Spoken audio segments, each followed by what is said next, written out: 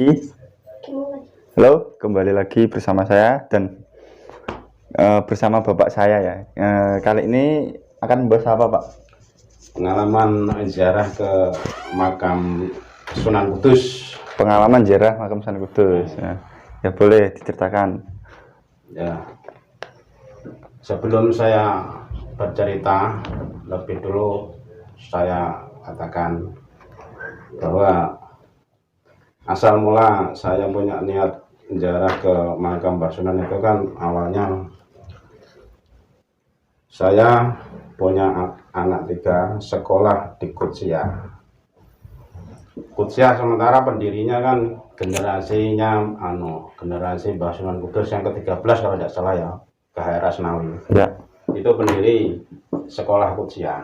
Nah, waktu itu saya punya 3 anak, yang 2 sudah masuk sekolah antara kelas 3 MI sama kelas 1 MI. Nah, Mas Wahyu nih, yang Mas Wahyu ini nomor 3 ini belum sekolah, cuma tiap hari itu ikut. Waktu saya mengantar ikut, pokoknya 3 itu sekali saya boncengkan 3. Dia sementara belum sekolah. Nah, waktu itu kan setiap habis ngantar sekolah kan tidak ada kerjaan.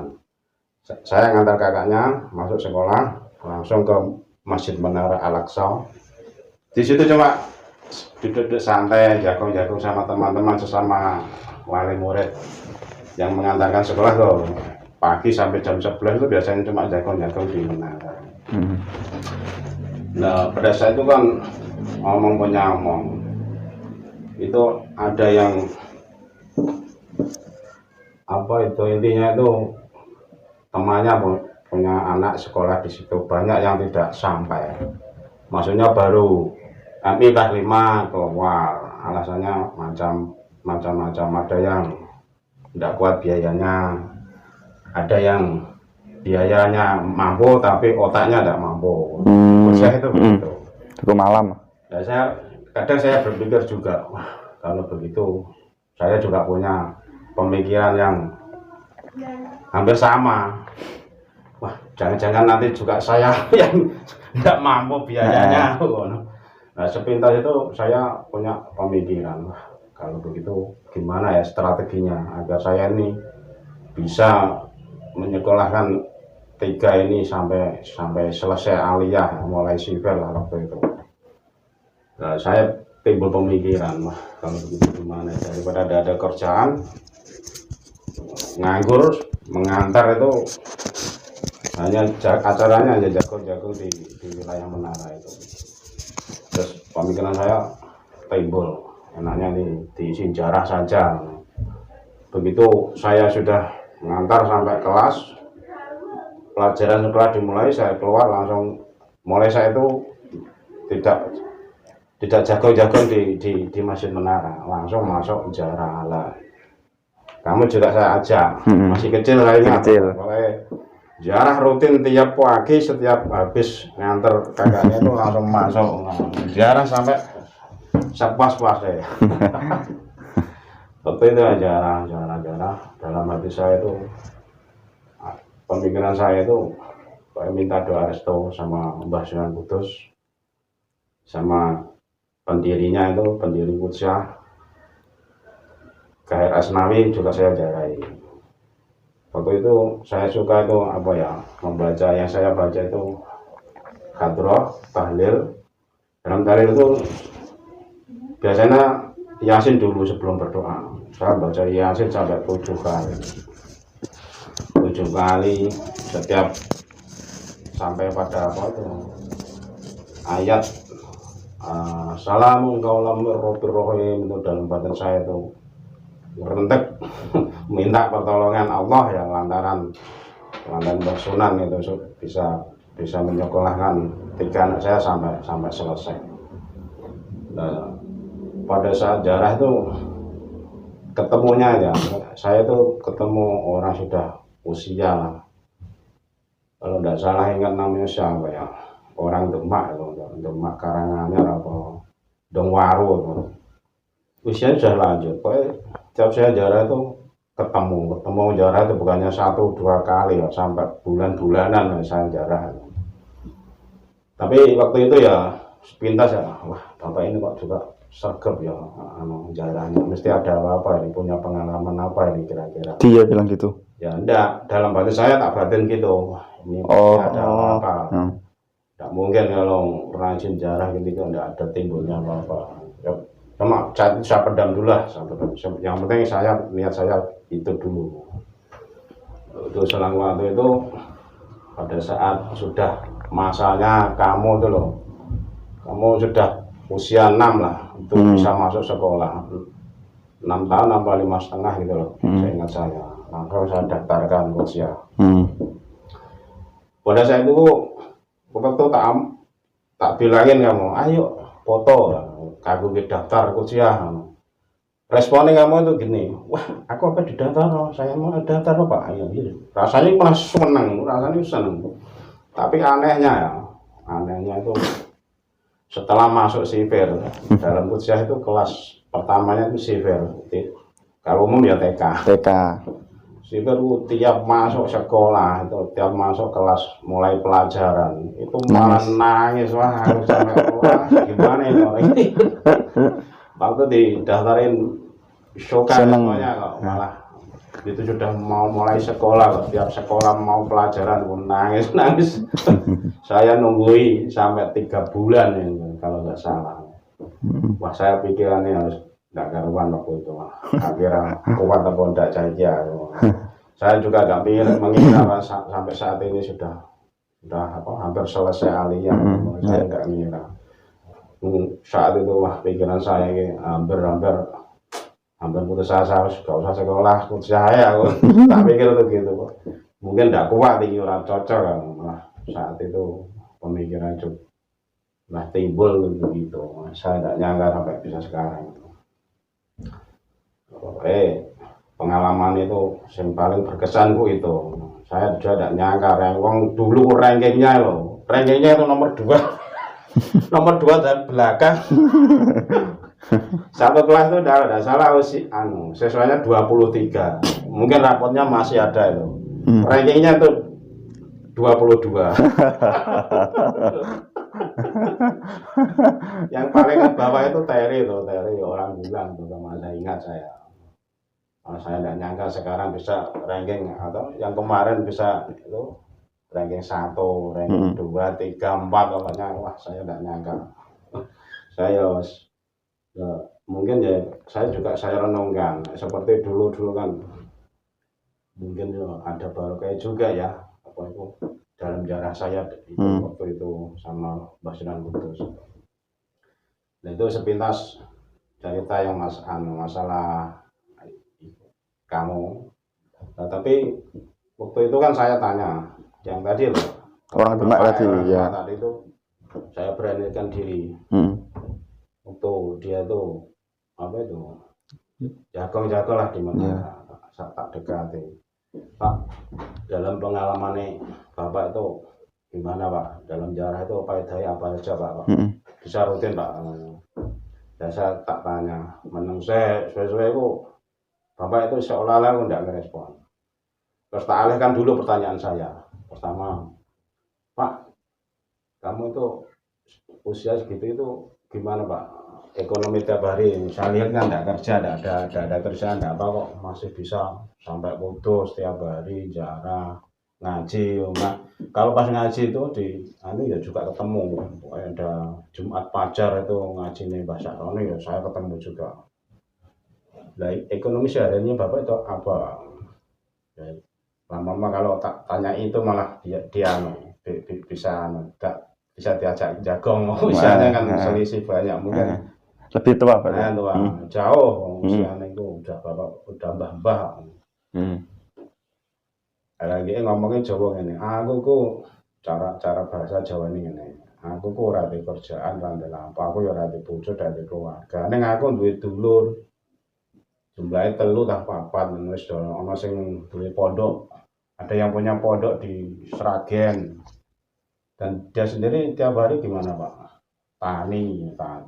Aku ditinggali tanah waris di desa itu katanya berapa petak lah bisa dibuat ya yang ngaji. saat itu tiap hari hanya itu toh Pak. Ya kadang dikirimi saudara saya yang punya pondok di Sragen, tanya-tanya tak pancing-pancing. Ya, terus akhirnya saya bisa itu cerita tentang itu pengalaman Injara. Terus tak malih no. Nah, dalam pengalaman Injara itu gimana Pak? Nah ya itu waktu itu saya mongso atau suatu saat pada saat desa itu kering, tidak bisa ada panen, ada apa, dia tuh udah katanya tidak punya uang untuk biaya ngaji apa biaya kemenangan. Jadi aku sempat berpikir, wah ini biaya misalnya orang ada duit, orang besok untuk biaya makan besok itu tidak ada uang gitu, gimana ya? Pikirannya kacau. Nah, sawah sudah kering, Demak kan kalau kemarau kadang kering atau gagal panen. Sementara itu dilalah pas yang biasa ngirim bantu itu saudaranya yang di Sragen yang punya pondok itu juga tidak ngirim. Ceritanya itu langsung gitu. Wah, habis ngaji ziarah ke makam Sunan Kudus. Tak takoni, saya tanyain. Ngaji dia itu katanya aku sempat mikir kerentak dalam batin, wah kira tidak punya uang sama sekali, biasanya bisa beli kopi, ketan, sarapan, tidak ada. Ini nanti gimana dan kelanjutannya gimana gitu. Dan saat itu dia tuh habis batin begitu, dia langsung hampir keluar dari makam Mbah Sunan itu katanya kan dulu kalau jarah di makamnya Mbah Sunan ada tungkok batu nisannya besar. Nah, dalam batu itu kan ada buku Yasin, buku tahlil, Al-Quran yang ukurannya ada sekian, ada yang besar, ada keliling yang dulu. Kalau sekarang tidak tahu, saya sudah lama tidak jarang. Buku tahlil, Al-Quran, semua itu yang berkeliling itu. Katanya ya, ini katanya loh, katanya bapak itu loh, bukan kata saya, bukan pengalaman saya langsung, cuma dia itu pernah bilang. Buku tahlil Yasin itu berubah jadi uang semua katanya. Wah, luar biasa. Dalam pandangannya bapakmu? Iya memang dalam pandangan bapak itu. Uang semua itu dalam batin. Luar biasa pengalaman bapak seperti itu. Nah, maka dari itu video kali ini sengaja saya angkat agar bisa memberi manfaat pada yang pas kebetulan membutuhkan. Mungkin kalau ada teman-teman yang punya anak sekolah di Kudus apa itu agar bisa dibuat pertimbangan. Nah, pengalaman saya ini setidaknya kan bisa dibuat pertimbangan. Itu yang mengenai ilmu lah. Menurut saya itu kaitannya itu. Tapi kan kalau yang untuk bapaknya tadi kan ada kaitannya dengan keuangan. Kalau saya itu mengenai ilmu lah. Sampai sekarang tuh saya tidak ngira kalau bisa sampai sekarang ini tinggal berapa bulan kan sudah selesai 5 bulanan. Nah, tinggal 5 bulan sudah selesai kan, alhamdulillah. Yang lain itu ya angkatannya kakak ini juga banyak yang gagal, angkatanmu juga banyak yang gagal, putus di tengah jalan. Maka dari itu saya itu syukurlah. Nah, bukannya saya mengada-ada, pokoknya niat saya itu mengangkat cerita ini agar bisa menjadi semangat untuk teman-teman yang punya putra sekolah di Kudus. Kan menurut saya harus punya strategi tersendiri. Begitu. Itu bagi yang suka sejarah dan juga yang suka sejarah lah. Dan suka sejarah. Kalau yang nonton ini golongan yang membid'ahkan sejarah ya kan tidak berlaku. Menurut saya tidak berlaku. Tapi kalau saya masalah bid'ah, membid'ah atau menyirikkan itu tergantung ilmunya yang Kalau masalah itu saya sudah kencang debat sama orang-orang yang berselisih dengan perkara sejarah. Terutama ketika saya istilahnya gimana sih?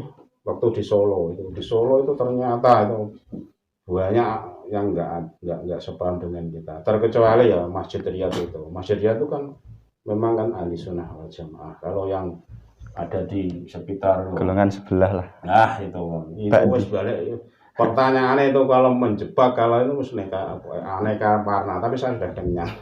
Saya bisa, jawabannya siap. Dijawab dapat.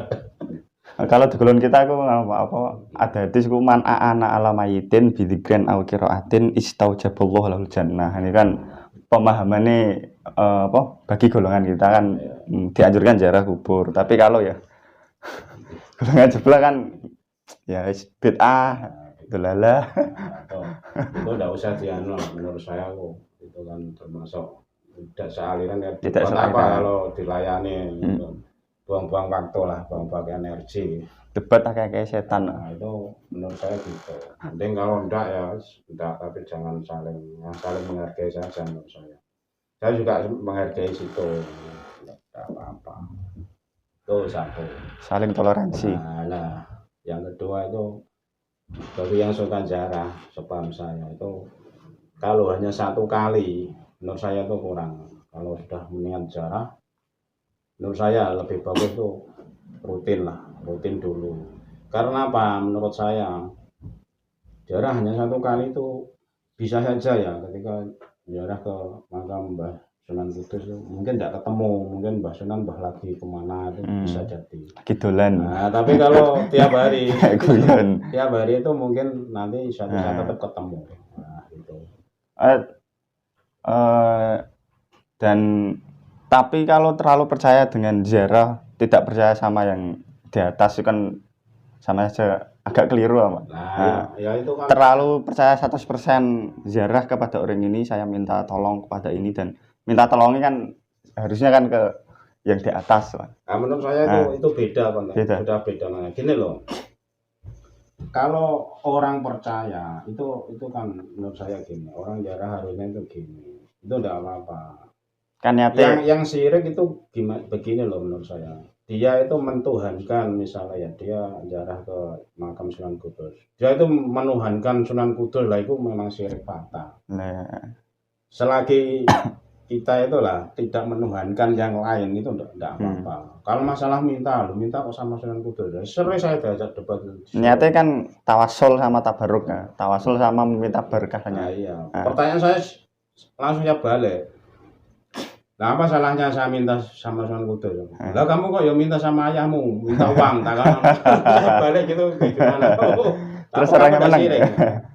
Beda lah wong iku minta. Loh kok bedanya apa? Sama-sama minta. Berarti kamu kan tanya minta. Lah minta ke sama Sunan Kudus, minta sama Allah. Lah kamu kenapa kamu tidak minta langsung sama Allah?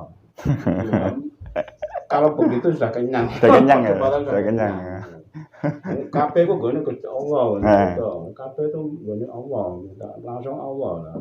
Nah, kamu kan nah yang bilang ini tidak punya Allah siapa lah, minta sama Allah ya bisa juga, tapi kan kamu harus lihat kamu itu siapa. Nah kamu itu misalnya lah kamu yo tata cara wudu buat najis sebelum itu benar.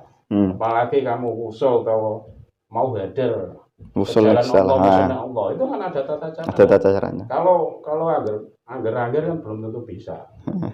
Saya juga kenyang kalau debat masalah itu. Sudah banyak pengalaman. Itu ibarat gini ya, rezeki sudah ada yang ngatur. Manusia kan harus berusaha ya kita. Dan pemahaman sih ngono kan berarti kan rasa bugawi sana sing ngatur salah ngono. Itu juga bagus, tapi kan diatur kan berbagai macam. Sepertinya kan gini, kita itu udah usah kerja, itu semesti sudah ada rezeki. Tapi rezeki kan sudah terbatas, hanya dikasih itu. Tapi kalau kamu rajin, tambah yang lain misalnya, ini kan ada kelebihan sendiri. Tetap dikasih, tapi sesuai kebutuhanmu itu apa. Misalnya hanya makan ya makan. Kalau untuk yang untuk lain-lain, untuk permainan, kayak begini kan menurut saya kan permainan, beli HP, bikin YouTube, beli motor, mobil, hanya permainan manusia saja menurut saya. Tapi kalau kebutuhan yang dikasih sama Allah kan makan, minum, kesehatan. Tetap itu kan ya juga rezeki. Apa yang dinamakan rezeki itu cuma motor, mobil, terus HP lagi kan bukan. Rezeki juga rezeki. Sehat juga rezeki kan gitu, kesehatan juga rezeki, anak juga rezeki. teman juga rezeki kan begitu. Nah itu yang saya tekankan, mengingatkan lah berbagai pengalaman. Yang ada semua itu kan tergantung Allah sendiri kan. Ya saya pernah saya kasih contoh ya, waktu itu pas hampir hari raya Idul Adha Kurban, dia itu juga beli kambing dicancang-cancang, cancangin. Iki kanggo ini untuk apa besok? Untuk korban. Lah terus ini milik siapa? Iki ini milik saya, bukan milik Allah. Katanya semua milik Allah. Kan? Gimana kalau di kambing kamu itu saya ambil gimana? Kira-kira kamu boleh apa? Kambing Anda ini saya ambil satu. Oh ini kambingnya Allah kan gitu. Pokoknya pengalaman gitu udah banyak kalau saya. Udah kenyang gitu. Udah kenyang. Itu kan yang tidak sepaham baiknya tidak usah dilayan. Saling menghormati, saya juga menghormati. Walaupun saya lihat tuh sholat ya juga hanya gitu-gitu saja. Buang najis, cara berwudunya lah. Kalau di paman saya belum bisa kamu wudhu. Itu yang saya batin. Di situ dekat musola itu. Anak biasanya ngajine durung tutok jare guru-guru. Gitu loh. Nek nyalah-nyalahno ngajine durung tutok. Banyak itulah. Menurut saya tuh berbagi pengalaman. Berbagi pengalaman mendarai Mbak Sunnah. Nah, yang saya ambil hikmahnya itu satu lah. Saya bisa menyekolahkan 3, kakak kamu 2, kamu sampai sekarang itu sudah syukur. Oh, niat saya dulu ya enggak tahu gimana ya. Bapaknya sudah kayak gini. Sudah enggak tahu apa-apa masa anaknya gitu. Saya punya tekad sekolah. Nah, dulu katanya pas nyekolahin 3-3-nya ada yang apa ya? Nyinis bahasanya. Kalau begitu kok apa? Nyekolahno ado-ado ning kene ana apa kuat ngono. Nah, itu kan ya itu juga termasuk cobaan. Ya dulu gitu juga. Misalnya enggak usah saya urusin masalah gitu-gitu. Cuek aja. Yang penting tiap hari saya bisa sampai di menara, kamu bisa sekolah, pulang, biayanya bisa. Ya memang kalau ada orang yang sini dan bicara begitu, saya juga terima. Saya kan mengukur ekonomi saya sendiri, mengukur kemampuan saya sendiri, itu kayak sepertinya ya juga gak masuk akal. Wong 3 sekolah semua. Dengan kerjaan ya gitu-gitu saja, tidak menentu, kan tidak masuk akal. Banyak orang yang tidak kuat ya, sekolah di Kudus itu kalau tidak kuat. Nah, tapi itu segitu ya, pokoknya mantap, punya tekad, terus bodoh nekat lah. Modal saya harus nekat. Ada orang bilang gitu. Ada orang bilang begitu, udah tetangga saudara beli motor baru, saya tidak ada apa-apa. Tetangga motor itu barang permainan. Besok ada modal yang baru lagi, prinsip saya begitu. Mungkin besok setelah anak saya besar-besar mungkin sudah ada mobil yang terbaru. Nyatanya juga begitu. Ada model baru juga bisa ngikuti sekarang. Alhamdulillah kan gitu. Walaupun dulu ya kayak gitu loh maksudnya. Itu sedikit pengalaman jalan di Sunan Kudus. Banyak. Kenapa kok bisa begitu? Teman-teman juga ada yang kamu itu tidak alumni kuliah kok, anak kuliah kabeh tak ceritani gitu. Itu ceritanya gimana? Ya. Wah, aku tidak tahu pokoknya. Cuman saya ingat saya itu ya dulu waktu saya masih muda, yang nggak tahu ya kalau ada sholawat yang biasanya itu dulu kan pernah sekolah diniyah di desa itu saya. Kalau mau pelajaran itu yang ada yang membawa sholawat awalnya gitu ya. Aku tidak tahu kalau itu sholawat asnawiyah. Ya Rabbi sholli ala Rasul Muhammadin siril ula. Ya Rabbi sholli ala Rasul Muhammadin siril ula. wal anbiya wal mursalin al-ghurifat zaman awwala. Dulu itu kan sholawat itu kan setiap ada pengajian di desa itu ada, dulu tuh sering desa itu sering mengadakan acara pengajian, ada pembicaranya dari Lasem. Waktu itu ya saya masih ingat Mbah Bisri Mustafa dari Lasem, Yasin Yusuf dari Blitar, saya ingat. Wah, jauh-jauh itu. Sebelum acara dimulai itu pertama ada pembacaan ayat suci Al-Quran, terus sholawat juga yang dibaca itu. Saya juga hafal, dulu tuh sampai hafal itu sholawat asnawiyah. Dan dulu tuh saya buat sholawat pas jalan ke sawah ke apa itu saya tuh baca. Sering atau saya itu membaca sholawat asnawiyah. Dulu ketemunya ini loh, kalau di apa, dirakit atau di istilahnya dihubung-hubungkan lah, itu tuh ternyata juga bisa kok menyedot menurut saya. Sering bersolawat asnawiyah sampai pemikiran saya, anak saya 3 tertarik sekolah di sana. Itu juga kemungkinan lah, dalam pemikiran saya juga bisa. Berarti nggak ada niatan nyekolahin ke Qodsiyah pertama kali. Otomatis. Pertamanya secara ya enggak, cuman dulu itu gini. Saya dulu kan sekolah diniyah di Bareng sana, tanah kelahiran saya. Kalau diniyah sore, kalau pagi itu sekolah SD, kalau sore diniyah. Tapi ya gitu, paling kelas 4 atau 5 itu sudah keluar, sudah tahu gitu. Orang desa ya orang.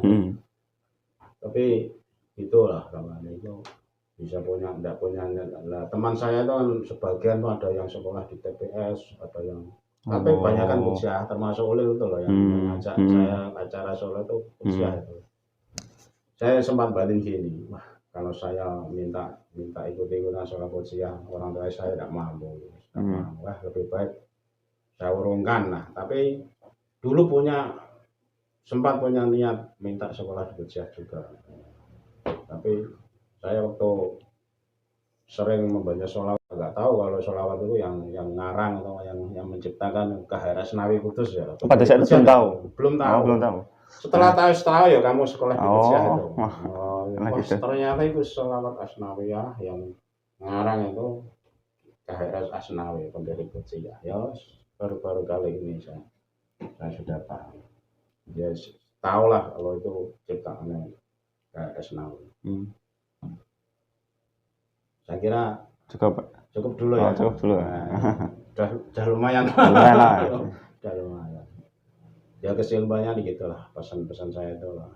Kalau jarah jangan sekali, dan niatnya harus yang bagus, niat dengan niat yang benar tadi.